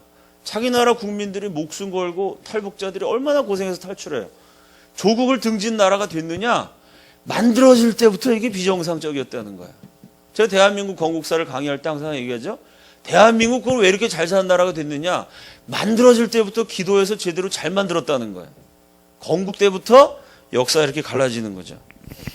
김일성이 얼마나 우리 민족에 대한 애정이 없느냐를 보여주는 게 6.25 전쟁 때 김일성이 서울에 있는 남로당 지하 당원들한테 명령을 내립니다. 우리가 쳐내려갈 테니까 봉기에서 서울을 불바다로 만들어라. 여러분, 서울을 불바다로 만들라는 명령을 내릴 수가 있을까요? 예를 들어서 히틀러가 프랑스를 기습공격할 때 프랑스군이 파리 부근에서 싸우다가 질 것 같으니까 파리 동쪽에서 싸우다가 밀리면 파리 안으로 들어가서 싸워야 되는데 그게 아니라 파리 서쪽으로 도망을 쳐버렸어요. 왜 그랬을까요? 프랑스의 파리는 프랑스 민족의 그 1000년 넘는 세월 동안 수도예요. 프랑스의 역사가 파리에 다 있어요. 근데 그 파리에서 전쟁하면 어떻게 돼요? 그 문화재, 역사가 다 잿더미가 되잖아요. 파리를 파괴할 수 없습니다, 프랑스 사람이. 그렇지 않겠어요? 한국 사람 입장에서는요. 몇 년 전에 그 남대문이 불탄 거, 국보위로 남대문 하나 불탔다고 우리가 얼마나 가슴이 아팠어요. 서울은요, 고구려 백제 신라 세 나라가 낮의 동맹, 여제 동맹 맞으면서 서로 싸운 게 서울 지역, 요 한강하고 서울을 차지하려고 고구려 백제 신라 세 나라가 피 터지도록 싸웠습니다. 1500년 동안 우리 민족의 중심지가 서울이에요. 우리 민족의 역사가 서울에 다 있어요. 그 서울에 어떻게 불을 지릅니까? 이해가 되세요? 그래서 서울에 있던 남로당원들이 반대해요. 조국 통일도 좋지만 우리 민족의 역사와 삶의 애환이설이 서울에 어떻게 불을 지르냐고. 전쟁하더라도 서울 밖에서 하자고. 이게 상식 아니겠어요? 서울에 조선 왕조 대궐부터 시작해서 우리 역사 문화재가 다 있는데 그걸 잿더미로 그건 민족을 사랑하지 않는 사람이나 그런 명령 내리는 거죠. 김일성이는 만주에서 활동했던 사람이고 조국에 대한 애정이 없기 때문에 간단하게 서울을 불바다로 만들어라 그랬는데, 같은 공산주의자이지만 서울에 있는 남로당원들은 그거 못합니다. 조국 통일도 좋지만 동족끼리 어떻게 서로 쏴서 죽입니까? 무력 이건 안 됩니다. 그리고 서울은 절대 불 못 지릅니다라고 김일성의 명령을 거부해요. 그것 때문에 나중에 이 서울에서 올라간 남로당원들이 아주 비참하게 학살당하고 숙청당하죠. 불바다로 만들려고 그러는데 만들지 않았다고. 요거만 봐도 이 사람은 중국 덕분, 소련 덕분에 정권을 차지했지 민족을 사랑하는 마음이 없었다는 거예요. 민족 사랑하는 마음이 없으니까 그렇게 자기 동상 세우느라고 국민들 300만씩 굶겨 죽이는 거죠. 국민을 사랑하면 어떻게 그렇게 굶겨 죽이겠어요. 자, 이 김일성이 위기를 맞습니다. 김일성의 후원자였던 스탈린은 그 강제 수용소 만들고 학살을 많이 한 사람이죠. 스탈린을 김일성이 그대로 따라했는데 스탈린이 죽어요. 그 스탈린 후계자 자리를 놓고 역시 살인마였던 베리아와 후르시초프가 3년을 투쟁해서 후르시초프가 이겨요. 후르시초프는 공산주의자지만 훌륭한 사람이에요. 공산주의 이념은 있지만 스탈린처럼 사람을 함부로 죽이고 국민을 굶겨 죽이는 거는 공산주의가 아니다. 이렇게 말했어요. 인간성 있는 사람이고 그 집안이 원래 기독교 집안이었어요. 후르시초프가 스탈린을 비판합니다. 그러면서 스탈린의 영향을 받았던 외국 지도자들한테 압력을 가해요.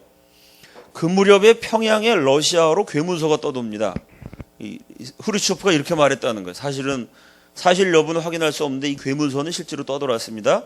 김일성 동지, 자네는 베리아 덕택으로 북조선의 정권을 잡았는데 베리아는 이미 쫓겨났네. 자네도 쫓겨나지 않으려면 정신 좀 차려. 그리고 강제 수용소에 있는 정치범들 다 석방하고 사회주의는 법과 제도를 준수해야 돼. 알았나? 이 베리아 폐야. 뭐 이런 괴무서가 지금의 김일성 대학을 중심으로 지식인 사회에 막 떠돕니다. 소련이 실제로 압력을 넣어요. 김일성 너 그렇게 사람 많이 죽이고 공산주의자 망신이다. 자, 이때 소련이 김일성을 비판하니까 북한 내에 있었던 친소 공산주의자들이 김일성에 반기를 들기 시작합니다. 6.25 전쟁이 길어질 때예요. 저 김일성 때문에 전쟁 나왔고 우리 민족이 500만 600만씩 죽고 이 뭐하는 짓이냐. 김일성이를 쫓아내자. 그리고 이제 허가이부터 시작해갖고 남노당 몇 사람이 결합을 해갖고 김일성을 몰아내려고 그래요. 그 혁명이 성공했으면 북한이 공산주의 국가는 되지만 이렇게 국민을 굶겨 죽이지는 않았겠죠. 가만 내버려 뒀으면 김일성이 쫓겨날 수도 있었어요. 전쟁 때 실수를 너무 많이 했기 때문에. 그때 김일성을 살려준 게 모택동과 중국입니다. 왜냐하면 6.25 전쟁 하느라고 90만 명의 중공군이 오죠. 또 김일성은 실제로 장개석과 모택동이 국공내전, 국민당과 공산당이 중국에서 싸울 때 김일성이가 모택동군에 무기도 주고 먹을 것도 줘요. 또 김일성은 19살 때부터 중국 공산당 당원이었고 중국 사람들하고 친했고 중국 사람 집에 양자로 들어갔으니까 중국 사람들이 당연히 김일성 편을 들죠. 그래서 그때 김일성이 밀려날 뻔하다가 평양에 와 있던 중공군 사령관 팽덕회의 고향 친구였던 중공 최고 지도자 모택동의 지원을 받아서 반대파를 숙청하고 오히려 살아나요. 그러니까 김일성이라는 사람은 소련의 지원을 받아서 집권을 했고 중국의 도움을 받아가지고 위기를 벗어나서 생존을 했죠. 이렇게 소련과 중국의 도움을 받은 다음에는 자신의 천재적인 악마성을 발휘해서 반대파를 하나하나 제거해 나갑니다. 그 제거해 나가는 기록을 보면 기가 막혀요. 하여간 다음에 기회가 있으면 그 얘기를 하도록 하고요. 이렇게 해서 결국 중국의 도움을 받아서 김일성이 정권을 유지하고 반대파를 다 제거해요. 소련 도움으로 집권하고 중국 도움으로 반대파를 제거하고 그 다음에는 중국과 소련 사이를 교묘히 오가면서 이제 1인 지배 체제를 굳히죠. 그래서 김일성 유일사상 이걸 가지고 북한 전체를 장악하게 됩니다. 이게 이제 간단히 제가 설명한 북한 정권 수립의 역사예요. 그러다가 결국 김일성이 죽는데 1994년에 정권을 수립하고 아주 막강한 권력으로 잘 집권했다가 결국 죽어요. 그 죽음에 몇 가지 미스테리가 있어요. 1971년에 김일성이 뭐라고 얘기했냐면 자신의 후처죠, 부인 김성애의 명령은 곧 나의 명령이다. 김성애를 굉장히 높이 세운 거예요. 어버이 수령인데 김성애 명령이 같다는 거예요. 근데 1985년에는 김성애가 뒤로 감춰지고 김정일 동지가 하는 일은 당의 정책이라 생각하고 집행하라. 김정일을 세워요. 이 15년 사이에 무슨 일이 있었느냐? 1980년대 초반에 김정일이 정권을 잡는데 김정일도 역시 대단한 사람이죠. 머리가 비상한 사람이죠. 김정일이가 공작을 해서 자기 계모였던 김성애를 추방해버리죠. 그 김정일이가 얼마나 용의 주도한 사람이냐면 아버지한테 끊임없이 계모에 대해서 모함하고 또 김성애의 동생 김성갑이라는 사람이 있는데 이 김성갑이가 자기 누나가 김일성 부인이니까 그 권세를 믿고 좀 까불었어요. 어떻게 까불었냐면 이제 김일성이가 평양에 아주 명당 자리를 보고 항상 저기다가 내가 인민들을 위해서 기가 막힌 건물 하나 짓겠다 이렇게 얘기했어요. 그게 뭐냐면 지금 평양에 있는 인민대학습당이라는 곳입니다. 터가 아주 좀 명당 자리에 거기가 그 인민대학습장 자리를 명당으로 생각하고 비워놨는데 김성갑이가 자기 누나의 권세를 믿고 거기다 호화로운 저택을 지어가지고 어머니를 모시고 살아요. 그거를 김정일이가 김일성한테 일러 바치니까 김일성이가 대노하죠. 인민대학습당 지을 자리에 자기 장모가 있으니까. 그래갖고 화가 나갖고 집을 헐어버리라 그래요. 김성애가 또 성질이 불같은 여자예요. 자기 김일성보다 20살 어린 원래 타이피스트 비서였죠. 비서였다가 이제 20대에 자기보다 20살 많은 김일성이랑 동거를 한 건데 이 여자가 남편한테 화를 내요. 당신이 공화국 수령인데 장모한테 그 집 한 채 못 채워주냐고. 이러고 부부싸움을 대판합니다. 그 틈을 타서 이제 김정일이가 자기 아버지랑 후처의 사리를 갈라놓죠. 그래서 김성애를 추방해버려요. 눌러놓고. 그러니까 김일성이가 그래도 그 미인이 옆에 있다가 어쨌든 부부였는데 몇십 년 같이 살았는데 없으니까 마음이 적적하잖아요. 그래서 그 아버지의 마음을 달래주기 위해서 그 당시 북한 전역의 최고의 미녀인 무용과 김송죽이라는 여자를 아버지한테 바쳐요. 그게 북한 정권의 역사를 보면 이게 무슨 아들이 계모를 몰아내고 아버지한테 또 젊은 여자를 갖다 바쳐갖고 환심을 사요. 이게 참 비윤리적이죠. 그렇게 하면서 이제 김정일이 결국 정권을 장악하게 됩니다.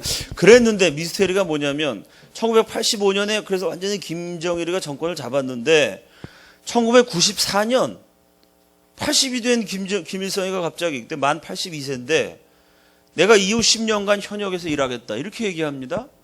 김정일한테 다 맡겼다가 복귀를 해요. 그리고 김영삼과 정상회담을 추진하죠. 1994년 7월 25일 날 정상회담을 한다 그랬는데 정상회담을 얼마 앞두고 갑자기 심장마비로 죽어요. 김일성이가. 그러니까 김정일한테 다 맡겨놓고 10년 만에 나이 80이 넘어서 다시 나옵니다. 그리고 갑자기 심장마비로 죽어요.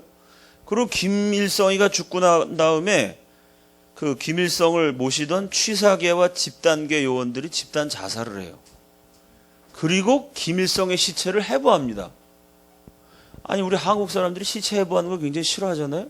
그 위대한 주석의 시체를 해부를 해요. 이게 이제 미스테리라는 거죠. 그리고 김일성이가 죽고 북한 정권에서 뭐라 그러냐면은 헬기로 의사를 이렇게 치료진을 보내려고 그랬는데 악천후 때문에 헬기가 못 떴다. 이렇게 발표했거든요. 김일성이가 가는 곳마다 세계 최고 수준의 의료진을 항상 데리고 다닙니다. 멀리서 왜 헬기를 타고 의사가 오겠어요? 위대한 어버이 수련인데 옆에 의사가 있는데 아무 조치를 취하지 않은 상태에서 죽어요. 이게 이제 그 김일성 죽음에 대한 미스테리죠. 그래서 지금 얘기가 나온 것 가운데 제일 합리적인 얘기는 김정일한테 맡겼는데 김정일을 통해 보고를 받아요. 김일성이가 나중에 허수아비가 됩니다.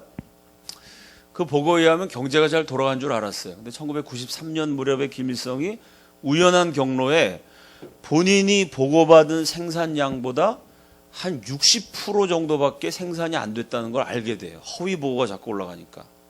그래서 실제로는 북한 경제가 심각하다는 걸 김일성이가 1993년에 알게 돼요. 이 전부 다 가짜 보고 아니야? 그리고 화를 내면서 그때 잠시 김정일이를 물러나게 만들어요. 그리고 내가 10년 동안 직접 다스린다 그랬다가 갑자기 죽은 거죠. 그러니까 이 김정일이가 김일성의 갑작스러운 심근경색으로 죽은 사망의 어떤 원인을 제공한 거 아니냐 이래서 한때 독살설이 많이 퍼졌습니다. 제가 이 죽음 얘기를 하냐면요. 김일성, 김정일이가 죽을 때 확인된 사실은 둘 다 거짓말로 권력을 잡고 거짓말로 권력을 유지했는데 거짓말 때문에 스트레스 받아서 죽어요. 왜? 김일성이가 거짓말만 치니까 밑에 사람들도 거짓말로 보고하거든요. 그 보고받고 공화국이 잘 되는 줄 알았는데 사실은 이게 허위 보고라는 걸 알고 열받아갖고 씩씩거리다가 심장마비로 어떻게 돼갖고 아들하고 싸우다가 김일성이가 죽어요. 김정일이도 그렇게 죽었죠. 강성대국 그 원년을 맞이해서 북한에서 그 회천댐이라는 걸 거대하게 만들어요. 우리 공화국이 기술력으로 이런 기가 막힌 댐을 만들었다라고 자랑하려고 그랬는데 회천댐 준공 기념일 되기 전에 며칠 전에 보고가 올라오는데 댐을 잘못 만들어갖고 여기저기 막 물이 샌다는 거예요. 그동안 허위 보고를 받은 거죠. 김정일이가. 밑에서 다 거짓말 친 거죠. 밑에 사람들이. 김정일이 열받아갖고 내가 직접 현지지도 가겠다 그러고 불같이 화를 내고 그 다음날 아침에 출발하려고 기차를 대기시켜 놓고 그날 밤 잠들었다가 못 일어나고 죽어요. 김정일이도. 똑같이 심근경색으로. 그러니까 거짓으로 일어난 자가 거짓으로 망한 거죠. 허위 보고 때문에. 자, 이제 한 5분만 더 얘기하고 마치겠습니다. 간략하게 말. 그럼 이 북한하고 어떻게 싸울 거냐? 신상옥 감독이 북한에 납치돼서 만든 영화 가운데 위대한 품이라는 영화가 있습니다. 이 영화는 위대한 독립운동가였던 김구 주석이 김일성한테 무릎을 꿇고 눈물을 흘리면서 임시정부에 옥세를 바쳐요. 그러면서 이렇게 얘기해요. 저한테 작은 과수원 하나 주시면 여생을 거기서 편안하게 살고 싶습니다. 제발 수령님 저를 거두어 주십시오라고 눈물을 흘려요. 새빨간 날조죠. 제가 무슨 말 하려고 그러냐면요. 이렇게 거짓과 살인과 이런 악독한 수단으로 정권을 유지한 북한 정권한테 김구 선생이 위대하지만 나중에 협력하잖아요. 김일성하고. 그렇게 이용당하면 김구 주석이 위대한 독립투사가 죽은 다음에도 이용당하는 거예요. 제 말이 이해가 되시죠? 지금 북한 전역에서는 김구가 김일성한테 임시정부 옥세를 바친, 그리고 김일성에게 무릎 꿇고 눈물을 흘린 그런 인물로 북한 사람들한테 알려지고 있어요. 김구 주석이 마지막에 실수하는 바람에 죽어서까지 고생을 하시는 거죠. 박갑동 씨가 이렇게 얘기했습니다. 인도주의를 짓밟는 자에게 인도주의를 쓰는 사람이 과연 인도주의자인가? 북한에 대한 인도주의적 지원을 하자 이러고 햇볕 정책으로 돈 엄청 많이 갖다 줬거든요. 근데 제가 구출한 탈북자들 얘기 들어보니까요, 대한민국에서 북한 동포 도와준다고 돈을 엄청 많이 줄 때 그때 북한 동포들은 먹을 게 없어갖고 나무 껍질 벗겨 먹고 굶어 죽었더라고요. 그건 무슨 얘기입니까? 인도주의적 지원이라고 대한민국 국민의 세금을 받아서 북한이 정권 유지에 쓰고 핵을 개발하고 국민들을 살리자는 거죠. 실제로 확인된 사례가 남한에서 쌀을 보냈어요. 북한 배에. 그 배가 나진까지 간다 그래놓고 중간에 갑자기 방향을 청진으로 바꿨어요. 청진에 도착해서 북한 배가 남한에서 받은 쌀을 풀어놨습니다. 3일 지난 다음에 러시아에서 배를 보내가지고 그 쌀을 싣고 갔어요. 남한에서 준 쌀은 러시아로 갔습니다. 그럼 러시아가 쌀을 공짜로 가져갔을까요? 러시아는 청진에 와서 옥수수를 풀어놨어요. 쌀보다 옥수수가 싸니까. 그러면 북한 정권은 남한한테 쌀을 받아서 그거를 소련한테 팔고 옥수수를 받은 다음에 옥수수하고 쌀하고의 차액은 북한 정권 유지비로 받는 거죠. 그리고 옥수수는 대부분 북한 군인들에게 지원이 되죠. 왜? 성군 정치 시절이니까. 옥수수만 나눠줬어도 국민이 450만이나 굶어 죽지는 않았겠죠. 이게 인도주의냐 이게. 북한 돕는다 그러면서 국민 세금으로 갖다 바치는 게 인도주의냐 생각해 보자는 거죠. 그럼 도대체 지금 어떻게 싸우자는 거냐? 총으로 싸우자는 거냐? 아니죠. 왜 총으로 싸웁니까? 서두에 말씀드렸지만 북한을 유지하고 있는 건 거짓입니다. 거짓의 어둠을 불사를 수 있는 진실의 횃불을 태워야 됩니다. 아멘이시죠? 진실의 촛불이 아니에요. 촛불 넘어 횃불이에요. 횃불. 거대한 횃불. 진실을 알리면 북한을 무너뜨릴 수 있어요. 어떻게 해요? 예를 들어볼까요, 여러분? 북한이 제일 무서워하는 게 뭔지 아세요? 대한민국이 이것만 한다 그러면 북한이 난리를 쳐요. 서울을 불바다 만든다. 정조준에서 총을 쏘겠다. 대한민국이 그 얘기만 하면 북한이 경기를 일으켜요. 그게 뭔지 아세요, 여러분? 대북 심리전입니다. 휴전선에 스피커 놓고 북한에 방송하는 거예요. 우리가 북한한테 방송한다 이러면 북한에서 막 난리가 나요. 그 대북 심리전이 뭐냐면요. 뭐 북한 정권이 썩었습니다. 김일성이는 뭐 원래 이름이 김성주고 이런 복잡한 내용 없어요. 뭐라고 방송하냐면 인민군 형사 여러분 수고가 많으십니다. 내일 우산 꼭 준비하세요. 이렇게 방송해요. 그럼 그 다음날 진짜 비가 와요. 그럼 북한 군인들이 멘붕 상태에 빠져요. 야, 저 남한 놈들은 어떻게 하늘의 징조를 다 읽고 있나. 남한이 훨씬 우수한가 보다. 그거예요 그냥. 일기예보만 해줘도 북한군은 흔들려요. 거짓으로 유지된 체제이기 때문에. 그 대북 심리전을 노무현이가 2004년 6월 15일 날 중단했어요. 그 대북 심리전만 재개해도 북한의 진실만 알려도 북한이 저렇게 맘 놓고 핵을 개발하지 못했겠죠. 거짓과 싸울 수 있는 건 진실입니다.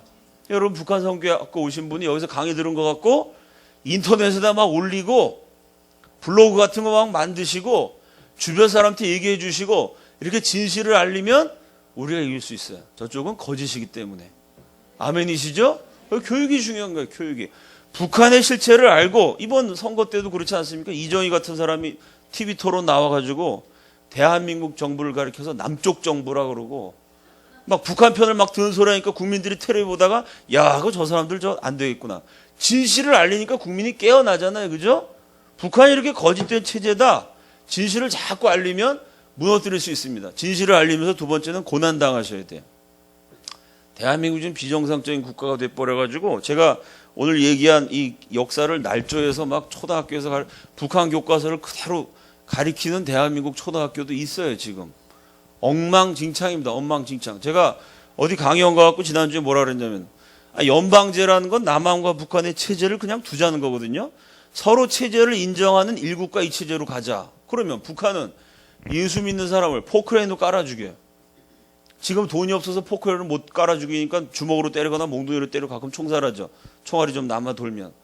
예수 믿는다고 사람을 포크레인으로 깔아 죽이는 체제와 마음껏 예수 믿는 체제가 어떻게 두 체제를 서로 인정하면서 공존할 수가 있겠어요? 제 말이 맞죠?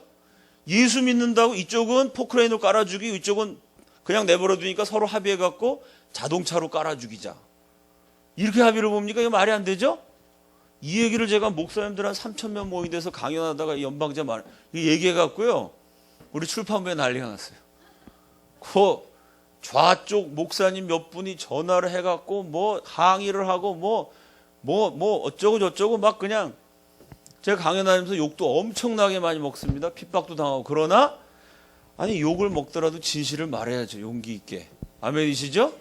진실을 아는데 다 비겁하게 가만히 있는 바람에 지금 북한 동포도 못 구출하고 북한은커녕 대한민국도 넘어가게 생긴 것입니다. 뒤집어서 말하면 여러분이 나가서 진실을 말하고 여기서 배운 얘기를 막 하고 다니면은 주변 사람들이 보나마나 수구꼴통이라고 그러고 이상하다고 욕하는 사람 있을 거예요.